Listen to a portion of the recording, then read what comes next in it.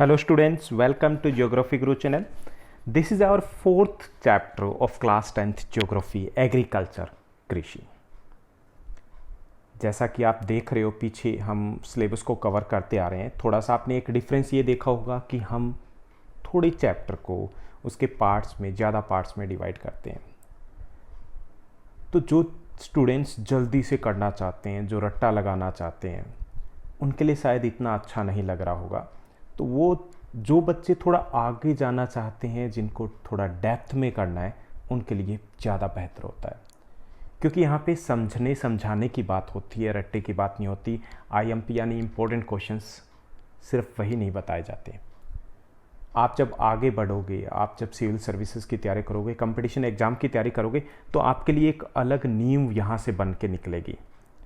यहाँ पे हम सिर्फ एनसीईआरटी जो टेक्स्ट दिया होता है उसी की बात नहीं करते डिटेल में, एक एक पॉइंट की बात करते हैं, साथ में कुछ एक्स्ट्रा दिया होता है, कुछ एक्स्ट्रा हम देने की कोशिश करते हैं। तो आप इस तरीके से, जैसे आप साथ बने हुए उसी तरीके से साथ बने रहिए, साथ में पढ़ते रहिए। और आपसे एक रिक्वेस्ट है, अगर आपको ये चैप्टर, ये वीडियो अच्छे लगते हैं, आपकी कुछ हेल्प हो पा रही है, तो आप इस चैनल को लाइक कीजिए, सब्सक्राइब कीजिए और शेयर करना मत भूलिएगा। चलिए हम इस चैप्टर की शुरुआत करते हैं। आज का हमारा चैप्टर है कृषि। इस चैप्टर में हम क्या पढ़ने वाले हैं, सबसे पहले हम वो थोड़ा सा देख लेते हैं।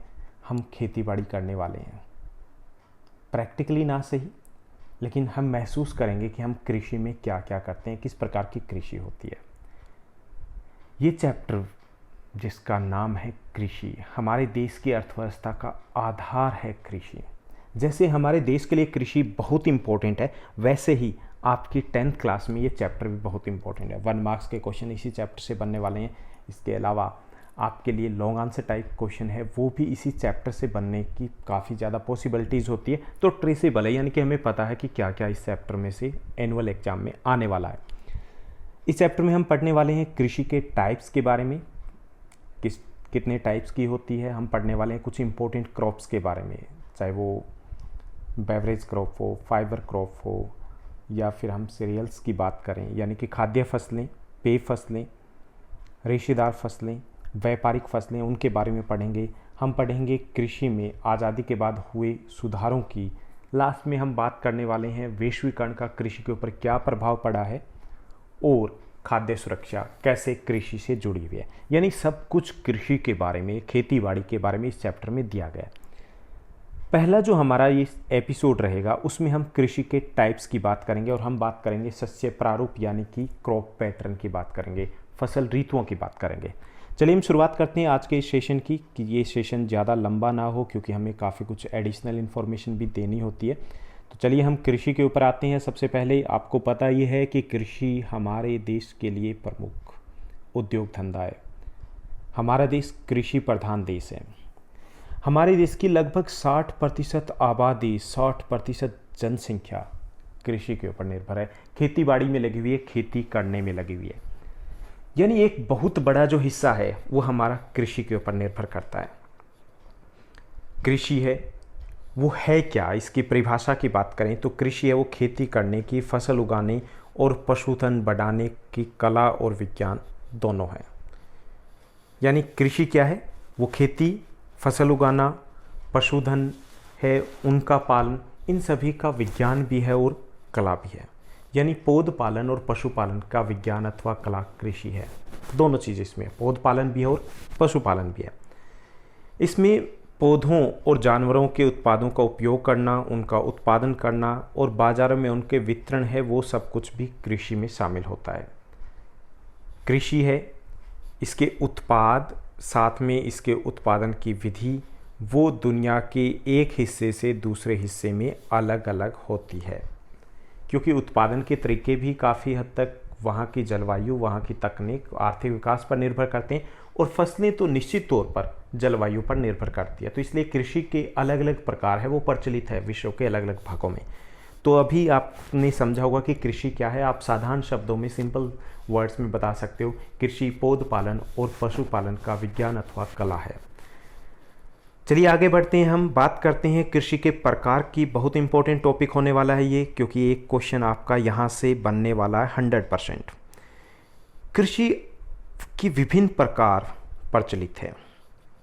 एक एक करके हम देखते हैं, एनसीईआरटी पर बने रहेंगे लेकिन थोड़ा सा इन्फॉर्मेशन एक्स्ट्रा हम साथ में लेके चलेंगे।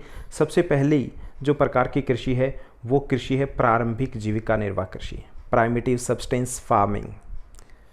हेडिंग से हमें पता चला प्रारंभिक यानी बहुत पहले ये कृषि की जाती है, बहुत पहले पुराने समय से की जाती रही है। और जीविका निर्वाह कृषि यानी जीवन यापन के उद्देश्य से की जाती है। ये जो कृषि है इसको हम दो भागों में बांट सकते हैं, स्थानांतरित कृषि यानी शिफ्टिंग कल्टीवेशन, और दूसरी है चलवासी पशुचारण। दो भागों में इसलिए बांटा है, समझना थोड़ा आसान हो जाएगा। सबसे पहले हम स्थानांतरित कृषि की बात करते हैं। स्थानांतरित कृषि यानी जो कृषि स्थान बदल बदल के की जाती है, उस कृषि को हम स्थानांतरित कृषि कहते हैं। इस कृषि में जो किसान है, जो खेतीबाड़ी करते हैं, वो अपने कृषि करने के स्थान में हर 3 से 5 वर्ष के बाद बदलाव करते हैं, यानी घूम घूम करके ये कृषि करते हैं, इसलिए इसको झूम कृषि भी बोला जाता है। इस कृषि में 3 से 5 वर्ष के बाद वो अपना स्थान बदलते हैं। जहाँ पर वो जाते हैं वहाँ पर क्या करते हैं, पौधों को, जो पेड़ हैं उनकी कटाई करते हैं, उसके बाद उनको जलाते हैं, फिर कृषि करते हैं। फिर नए स्थान पे जाते हैं, उनकी कटाई करते हैं, काटना होता है और उसके बाद उनका जलाना होता है। इसको हम स्लेश एंड बर्न एग्रीकल्चर भी बोलते हैं। स्लेश एंड बर्न, स्लेश का अर्थ होता है काटना और बर्न का अर्थ होता है जलाना। हिंदी में इसको कर्तन एवं दहन कृषि भी बोलते हैं। यानी कि कितने सारे नाम हो गए, स्थानांतरित कृषि, झूम कृषि, स्लेश एंड बर्न कृषि और कर्तन एवं दहन कृषि। अब ये जो कृषि है, क्योंकि ये घूम घूम के अस्थायी तौर पे की जाती है, तो इसकी विशेषताएं क्या है इस कृषि की। इसमें कम भूमि की हमें आवश्यकता पड़ती है। जो इस प्रकार की कृषि है, कम भूभाग है, उसकी आवश्यकता कैसे पड़ती है कि कम भूभाग है वो उपयोग में लाया जाता है, क्योंकि वर्ष में केवल एक ही फसल दी जाती है। बीजों को बिखरा दिया और जैसे हो गए वैसा ठीक है, यानी कि कम भूमि इसकी विशेषता है। दूसरी इसकी विशेषता है वो है कम श्रम, क्योंकि हमने बीजों को बिखराया है। जो कृषि करते हैं उन्होंने सिर्फ बीजों को बिखराया, अपने आप होंगे, हो गया तो अच्छी बात है, नहीं हुआ तो भी अच्छी बात है, ऐसा मान के ये कृषि की जाती है। इसमें आदिम औजारों का उपयोग किया जाता है, यानी कि इसमें तकनीक का उपयोग है वो कम किया जाता है। जैसे कुदाल, दाव, खुदाई की छड़ें हैं, उनका उपयोग किया जाता है। तकनीक का, मशीनी उपयोग इसमें कम होता है। इसमें श्रम की आवश्यकता भी कम पड़ती है, क्योंकि मेहनत अधिक नहीं की जाती है।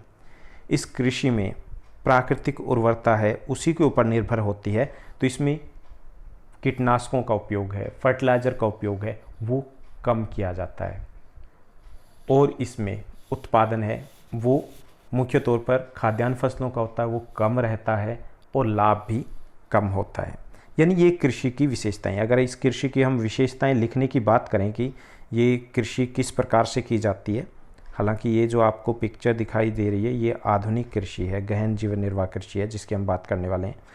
तो अगर ये क्वेश्चन आ जाए कि अगर आपको ये क्वेश्चन लिखना हो कि स्थानांतरित कृषि है उसकी विशेषताएं बताइए, तो आपको लिखना है सब कुछ कम। इसमें कम भूमि की आवश्यकता होती है, कम श्रम की आवश्यकता होती है, इसमें कम मशीनों का उपयोग किया जाता है, कम पूंजी की आवश्यकता होती है, कम कीटनाशकों का उपयोग किया जाता है, कम फर्टिलाइज़र का उपयोग किया जाता है, कम उत्पादन होता है और कम लाभ होता है, सब कुछ कम। दूसरा जो आदिवासी यानी कि प्रारंभिक जीविका निर्वाह कृषि का भाग है वो चलवासी पशुचारण है। ये भी प्रारंभिक जीविका निर्वाह कृषि में आता है। इसमें जैसा आपने 9th क्लास में किया था, एक चैप्टर आपने किया होगा आधुनिक विश्व में चरवाहे, हिस्ट्री में, याद है? चलिए याद नहीं है तो मैं बता देता हूँ कि उसमें हमने चलवासी जो पशु चरवाहे हैं उनकी बात की थी। अब चलवासी पशुचारण भी उसी प्रकार की कृषि है। इसमें जो चरवाहे हैं वो एक स्थान से दूसरे स्थान पर घूमते रहते हैं। किसके साथ? पशुओं के साथ। क्यों? 3 चीज़ों की तलाश में, पानी, जल, भोजन, उसकी तलाश में। और ये जो उनका मूवमेंट होता है ये ऋतु के अनुसार होता है। जैसे पहाड़ी इलाकों में जो चरवाहे होते हैं वो जब ऊपर के इलाकों में बर्फ़ पड़ती है नीचे आ जाते हैं, यानी सर्दियों में नीचे के भागों में, और जब गर्मियाँ आती है बर्फ़ पिघल जाती है तो ऊपर के भागों में चले जाते हैं। जहाँ मैदानी भाग है वहाँ पर बारिश के अनुसार वो अपना प्रवास करते हैं। राजस्थान की बात करें तो वहाँ पर जब बारिश नहीं होती, अप्रैल में जून में जब घास फूस नहीं होता, तो वो पड़ोसी राज्यों में चले जाते हैं अपने पशुओं के साथ। जब घास फूस हो जाता है वापस चले आते हैं। तो उनका मुख्य जो धंधा होता है वो पशु होते हैं, उनकी अर्थव्यवस्था पशु पर आधारित होती है। तो ये दो कृषि के जो प्रकार है ये किसके भाग है? ये प्रारंभिक जीविका निर्वाह कृषि के भाग है। और लिखना कैसे है? जैसे मैंने बताया कि सब कुछ आपको कम तरीके से लिखोगे तो याद करना लिखना सब कुछ आसान हो जाएगा। अब हम बढ़ते हैं गहन जीवन निर्वाह कृषि के ऊपर। इस कृषि को अगर आप गांव में रहते हैं तो आपने देखा होगा, आपने हेल्प की होगी अपने पेरेंट्स की, आपने महसूस किया होगा कैसे कृषि की जाती है, यानी आपको इसके बारे में पता है। अगर आप शहर में रहते हैं तो थोड़ा सा हम इसको जानने का प्रयास करेंगे कि ये कैसे की जाती है। गहन जीवन निर्वाह कृषि, इस कृषि में हम अगर प्रारंभिक जीविका निर्वाह कृषि से तुलना करें तो इसमें सब कुछ उलट होता है। इसमें सब कुछ अधिक होगा, सब कुछ अधिक होगा। सब कुछ मतलब हमें शुरुआत हमने कहाँ से की थी? भूमि से की थी। हमने बात की थी प्रारंभिक जीविका निर्वाह जो कृषि है उसमें कम श्रम की आवश्यकता होती है। इसमें क्या होगा? अधिक भूमि की आवश्यकता होगी, अधिक श्रम की आवश्यकता होती है इस कृषि में। यानी इसमें जो गहन जीवन निर्वाह कृषि है इसमें अधिक भूमि की आवश्यकता है। कैसे? एक वर्ष में 2 या 2 से अधिक फसलें ली जाती है। एक वर्ष में एक ही खेत से 2 और या उससे अधिक भी फसलें ले ली जाती है, तो इसमें अधिक भूमि की आवश्यकता होती है। अब अधिक फसलें ले रहे हैं तो अधिक श्रम की आवश्यकता होती है, अधिक पूंजी की आवश्यकता होती है, अधिक तकनीक की आवश्यकता होती है, यानी अधिक मशीनों का उपयोग किया जाता है। इसमें अधिक कीटनाशक यानी रासायनिक खाद है वो भी अधिक है, श्रम भी अधिक है। इसमें अधिक फर्टिलाइज़र हैं उनका उपयोग किया जाता है, अधिक सिंचाई की आवश्यकता होती है, उत्पादन भी अधिक होता है और लाभ भी अधिक होता है, यानी इसमें सब कुछ अधिक रहेगा। तो आमतौर पे ये कृषि वहाँ की जाती है जहाँ पर जनसंख्या अधिक है, यानी कि घनी जनसंख्या है लेकिन भूमि पर दबाव अधिक हो, वहाँ पे की जाती है, इसलिए ज़्यादा फसलें लेने का प्रयास किया जाता है। इस कृषि और उस कृषि में एक ही समानता है। जो प्रारंभिक जीविका निर्वाह कृषि है, प्राइमरी सब्सटेंस एग्रीकल्चर और इंटेंसिव सब्सटेंस एग्रीकल्चर में एक समानता है। वो समानता ये है कि दोनों में खाद्यान्न है वो फसलें ही बहुतायत बोई जाती है, यानी कि खाद्यान्न फसलें उनका उत्पादन ही किया जाता है, चावल या गेहूं इत्यादि का। तो ये थी गहन जीविका निर्वाह कृषि। उसके बाद तीसरे प्रकार की जो कृषि है वो है वाणिज्यिक कृषि, कमर्शियल फार्मिंग। इस कृषि में किसान फसलों का उत्पादन व्यापार के लिए या फिर बाजार में बेचने के लिए करता है, उसे हम व्यापारिक या वाणिज्यिक कृषि कहते हैं। इस कृषि में अधिक श्रम की आवश्यकता होती है, मशीनों का उपयोग और ज़्यादा बढ़ जाता है, पूंजी का उपयोग बहुत ज़्यादा होता है क्योंकि इसमें अधिक उपज वाले HYV सीड्स का उपयोग किया जाता है, रासायनिक खाद है वो भी अधिक उपयोग की जाती है, कीटनाशक है उनका उपयोग भी अधिक होता है और इसमें उत्पादन भी अधिक होता है और लाभ भी अधिक होता है। मुख्य उद्देश्य होता है बाजार में बेचना। 1 मार्क्स में ये क्वेश्चन कई बार पूछ लिया जाता है, वाणिज्यिक या व्यापारिक फसलें कौन सी होती है। दूसरा जो इसमें व्यापारिक या फिर हम वाणिज्यिक जो कृषि की बात कर रहे थे और उससे पहले हमने बात की थी गहन जीवन निर्वाह कृषि। अगर इनकी विशेषताएं लिखना हो तो इसमें भी सब कुछ अधिक ही लिखा जाएगा, यानी कि लिखने का तरीका है, पैटर्न है, उसमें कोई बदलाव नहीं होने वाला, सिर्फ डेफिनेशन बदल जाती है। और दूसरा जो अंतर होता है वो अंतर ये होता है कि यहाँ पर खाद्यान्न के ऊपर जोर नहीं दिया जाता बल्कि मार्केट है उसको मद्देनज़र रखते हुए, सामने रखते हुए, उसको ध्यान में रखते हुए फसलें उगाई जाती है। उसके बाद फोर्थ जो हमारा है नेक्स्ट जो फसल का टाइप है, प्रकार है, वो है बागानी कृषि या रोपण कृषि। रोपण कृषि नाम को देख के आपको ऐसा लग रहा हो कि रोपण कृषि मतलब फसलें यहाँ पे रोप के लगाई जाती है, यानी कि पौधे लगाए जाते हैं, लेकिन ऐसा नहीं है। इसकी परिभाषा ये कहती है कि इसमें पौधे लगाए जाते हैं, ये सही है, लेकिन पौधे एक बार लगाने के बाद कम से कम 4 से 5 वर्ष अपना उत्पादन दे तो उसे हम रोपण कृषि कहेंगे। यानी इसमें खेत हैं वो उनका आकार बहुत बड़ा होता है, 100 एकड़ तक हो सकता है या उससे भी बड़ा हो सकता है, और बड़े जो खेत होते हैं वहाँ पर एक ही प्रकार की फसल बोई जाती है। जैसे चाय के बागान है, जैसे कॉफ़ी के बागान है या केलों के बागान है, रबड़ के बागान है, वो बागानी कृषि कहलाएगी। इस कृषि को वाणिज्यिक कृषि का ही एक भाग कहा जाता है, व्यावसायिक खेती का ही भाग कहा जाता है। तो सारी विशेषताएं एक जैसी रहेगी, सिर्फ परिभाषा बदल जाएगी। यानी इसमें भी उतना ही अधिक श्रम की आवश्यकता है, मशीनों की आवश्यकता भी अधिक है, अधिक भूभाग की आवश्यकता है, अधिक कीटनाशक, अधिक पेस्टिसाइड की आवश्यकता है, पूंजी की बहुत अधिक आवश्यकता होती है, उत्पादन भी अधिक रहता है और लाभ भी अधिक होता है। अब हम आगे, यानी कि ये है आपके एनसीईआरटी के अकॉर्डिंग जो प्रमुख फसलें दिए गए, प्रमुख फसलों के प्रकार दिए गए, कृषि के प्रकार दिए गए, वो हैं ये 4। अब हम कुछ और भी पढ़ते हैं जो आपके एनटीएससी एग्ज़ाम या फिर आगे के एग्ज़ाम के लिए बहुत इंपॉर्टेंट है और कई बार क्वेश्चन बोर्ड एग्ज़ाम में भी पूछ लिया जाता है, 1-2 बार ऐसा हुआ है। तो इसमें अन्य जो कृषि के प्रकार हैं उनमें सबसे पहले है मिश्रित कृषि, मिक्स्ड फार्मिंग। मिक्स्ड फार्मिंग का सबसे पहले जब हमारे माइंड में आता था, हम सोचते हैं मिक्स्ड फार्मिंग मतलब फसलों को मिला करके बो दिया, ऐसा है? नहीं, ऐसा बिल्कुल नहीं है। मिक्स्ड फार्मिंग का अर्थ है कि जब हम पौध पालन के साथ साथ पशुपालन करते हैं, यानी हम कृषि के साथ साथ जब पशुपालन भी करते हैं तो उसे हम मिश्रित कृषि कहते हैं। हमारे देश में शायद ही ऐसा कोई किसान होगा जो पशुपालन साथ साथ नहीं करता हो। हालांकि ये व्यापारिक पैमाने पर नहीं होता, हमारी अपने घर की आवश्यकताओं को पूरा करने के लिए ऐसा किया जाता है। यूरोपीय देशों की, पश्चिमी यूरोप की बात करें, नॉर्थ अमेरिका की बात करें, तो वहाँ पर ये व्यापारिक पैमाने पर होता है, बड़े पैमाने पर होता है, तो ये मिश्रित कृषि कहलाती है। उसके बाद है फ्लोरिकल्चर, फूलों की कृषि है वो फ्लोरिकल्चर है, ये भी कृषि का एक प्रकार है। ओलेरिकल्चर, जब तिलहन, तेल वाली फसलों की कृषि की जाती है तो उसे हम ओलेरिकल्चर बोलते हैं। विटीकल्चर, अंगूरों की कृषि जो की जाती है उसे हम विटीकल्चर कहते हैं। ट्रक कल्चर, जब व्यापारिक उद्देश्य से, मार्केट में बेचने के उद्देश्य से हम फसलियों, जब हम सब्जियों को, साग सब्जियों को उगाते हैं तो उसे ट्रक कल्चर बोलते हैं। ट्रक कल्चर नाम इसलिए पड़ा क्योंकि एक रात में ट्रक जितनी दूरी तक उन सब्जियों को पहुंचा पाता मार्केट में सुबह तक, उस आधार पे वो कृषि की जाती थी, उसी आधार पे इसका नाम ट्रक कल्चर पड़ा। पीसी कल्चर, पीसी कल्चर है, ये मत्स्य उत्पादन से संबंधित है, यानी कि मत्स्य उत्पादन है उसे हम पीसी कल्चर बोलते हैं। सेरीकल्चर, रेशम के कीटों को पालना, ये सेरीकल्चर कहलाता है। तो ये भी कृषि के अन्य प्रकार या अन्य नाम है। इसके अलावा सिंचाई के आधार पर कृषि है वो 2 प्रकार की हो सकती है, आर्द्र कृषि और शुष्क कृषि। आर्द्र कृषि होती है जिसमें ऐसी फसलों की कृषि की जाती है जिसमें अधिक पानी की आवश्यकता होती है और सिंचाई की व्यवस्था रहती है। जो शुष्क कृषि होती है, ड्राई फार्मिंग होती है, निश्चित तौर पर या पूर्णतः ये बारिश के ऊपर निर्भर करती है। राजस्थान में जो अधिकांश फसलें ली जाती है वो ड्राई फार्मिंग का हिस्सा होती है। तो ये थे कृषि के प्रकार कि हमारे यहाँ पे, हमारे देश की बात की जाए या फिर विश्व में भी इस प्रकार की कृषि की जाती है। अब हम आगे बढ़ते हैं, हम बात करते हैं शस्य प्रारूप की या क्रॉप पैटर्न की, फसल ऋतुओं की। बहुत इंपॉर्टेंट क्वेश्चन है ये।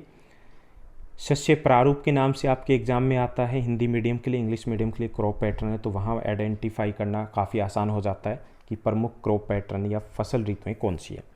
भारत में 3 फसली मौसम है, 3 ऋतुएँ, रवि, खरीफ और जायद। जायद की प्रोनाउंसिएशन कई बार जेद भी की जाती है इंग्लिश में जब हम प्रोनाउंस करते हैं उसको। तो 3 फसल ऋतुएँ, रवि, खरीफ और जायद। सबसे पहले हम रवि की बात करते हैं। अब इसमें 3 चीज़ें आपको याद रखनी है। इस फसल की शुरुआत कब होती है, यानी कि बुआई कब की जाती है, अंत यानी कि कटाई कब की जाती है और मुख्य फसलें कौन सी है। रबी है, इस फसल को सर्दियों में अक्टूबर से नवंबर के बीच में, अक्टूबर टू दिसंबर, अक्टूबर से दिसंबर के बीच में बुआई की जाती है, यानी कि इसका आरंभ है इस ऋतु का। अक्टूबर में बुआई शुरू हो जाती है कुछ फसलों की, जैसे सरसों है या चना है, उस वक्त से बुआई शुरू हो जाती है और दिसंबर तक हम गेहूं की या जौ की बुआई है वो दिसंबर तक भी करते हैं।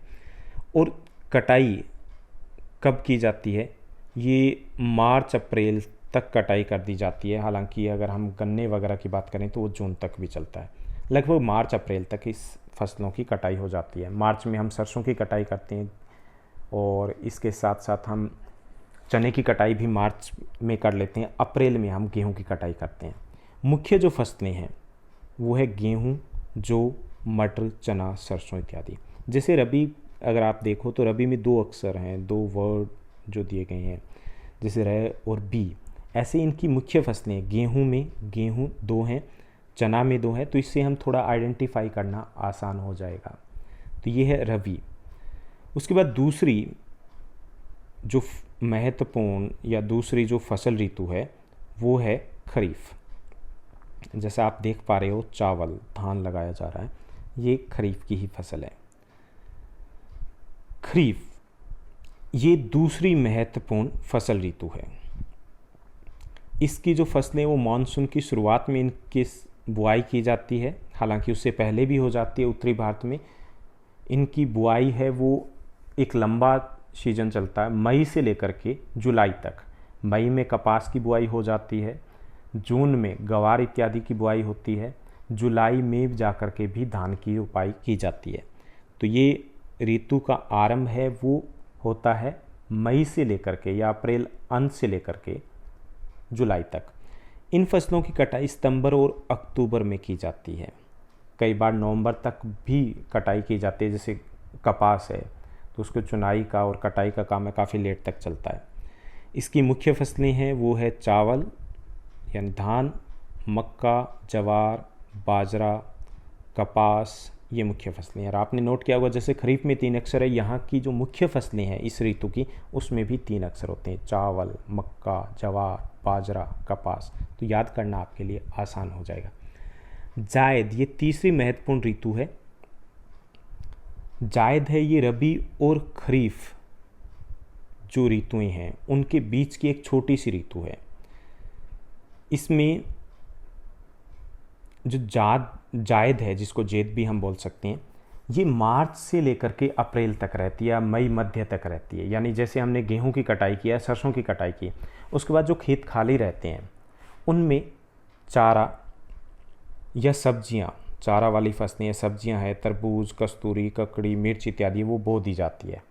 तो ये छोटी सी एक ऋतु है जो मार्च मध्य से शुरू होती है और मई मध्य तक चलती है। और इसमें चारा वाली फसलें और सब्जियां मुख्य तौर पर होती हैं। उनमें भी तरबूज, ककड़ी, इसके साथ खीरा, कुकुम्बर और मिर्च, ये सारी फसलें रहती है। तो ये थी हमारे देश की प्रमुख फसल ऋतुएं कौन सी है। तो 3 फसल ऋतुएं हैं, रबी, खरीफ और जायद। तो आज का हमारा सेशन रहा जिसमें हमने समझा कृषि क्या होती है, कृषि के प्रकार कौन कौन से होते हैं, उनकी विशेषताएं क्या होती है और प्रमुख शस्य प्रारूप या फसल ऋतुएं कौन सी है। तो इस सेशन में, आज के इस पहले सेशन में बस इतना ही। ऐसे ही आप साथ बने रहिए, पढ़ते रहिए, आगे बढ़ते रहिए, खूब जोर लगाइए क्योंकि बोर्ड की क्लास है।